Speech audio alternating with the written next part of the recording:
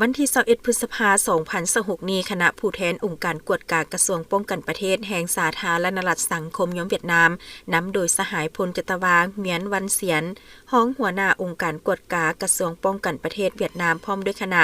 มีสหายพลจตวาแพงศรีเสงวิสัยหัวหน้ากรมกวดกากระทรวงป้องกันประเทศแห่งสาธารณรัฐประชาธิปไตยประชาชนลาวพร้อมด้วยคณะได้เยี่ยมยามและเฮ็ดเวียกอยู่บริษัทสตาร์โทรคมให้การต้อนรับโดยสหายเจินจุงหึงผู้อำนวยการใหญ่บริษัทสตาร์โทรคมพร้อมด้วยคณะห้องอำนวยการและพนักงานวิชาการบริษัทสตาร์โทรคมเข้าร่วม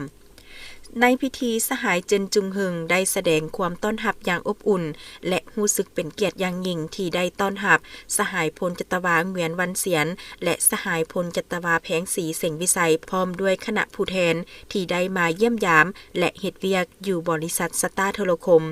พร้อมทางรายงานให้ฮู้ว่าประเทศลาวเป็นประเทศที่มีประชากรน้อยระบบโครงสร้างพื้นฐานโทรคมและระบบโครงสร้างพื้นฐานไฟฟ้ายังมีหลายเขตพื้นที่ยุ่งยากสัญญาณโทรคมและไฟฟ้ายังบ่ทันไปถึง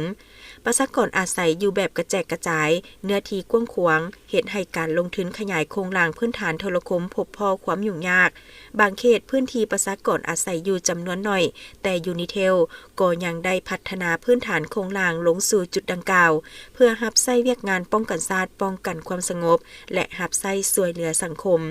อยู่ท้องตลาดของลาวยูนิเทลต้องประเสริญกับการแข่งขันจากคู่แข่งการจะพัฒนาการเติบโตแม้นมีความยุ่งยากหลายซึ่งแม้นว่าพบพ้อความยุ่งยากแต่ยูนิเทลแม้นมีความโชคดีกว่าย้อนได้กำเนิดมาจาก2กองทัพลาวและเวียดนามที่มีความสามัคคีหักแพงกันคือดังอ้ายน้องและมีความผูกพันสนิทแน่นด้วยความสามัคคีภายในบริษัทความเป็นเอกภาพภายในคณะบริษัทได้ชี้นำบรรษาบริษัทดำเนินธุรกิจประสบผลสำเร็จยูนิเทลได้รับการตีราคาสูงจากพรรคและรัฐบาลของ2ประเทศลาวและเวียดนามเป็นหัวหน่วยวิสาหกิจตัวแบบของการร่วมมือของ2ประเทศลาวและเวียดนามนอกจากการให้บริการทางด้านโทรคมที่เป็นพื้นฐานยูนิเทลมีเป้าหมายขยายการดำเนินธุรกิจเพิ่มอีกใน5คงเขตไมเซนการก่อสร้างและดำเนินธุรกิจแพลตฟอร์มดิจิทัลให้รัฐบาลวิสาหกิจและประชาชนดำเนินธุรกิจบริการธนาคารดิจิทัลดำเนินธุรกิจบริการโลจิสติกและการค้าอิเล็กทรอนิกส์ดำเนินธุรกิจกสิกรรมอัจฉริยะดำเนินธุรกิจก่อสร้างสางน้ำมันเสื้อไฟ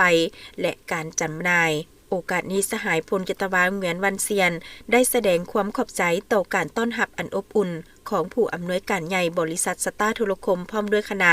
พร้อมทั้งแสดงความย่องยอสมเสยต่อผลสำเร็จและมากผลแห่งการซี้นำพาของคณะอำนวยการบริษัทสตาร์โทรคมตลอดระยะที่ผ่านมาและเน้นให้สืบต่อซี้นำพาดำเนินธุรกิจให้ถูกต้องตามระเบียบกฎหมายมีความโปร่งใสสร้างความเชื่อมั่นให้ภาครัฐบาลและได้รับความนิยมชมชอบจากสังคม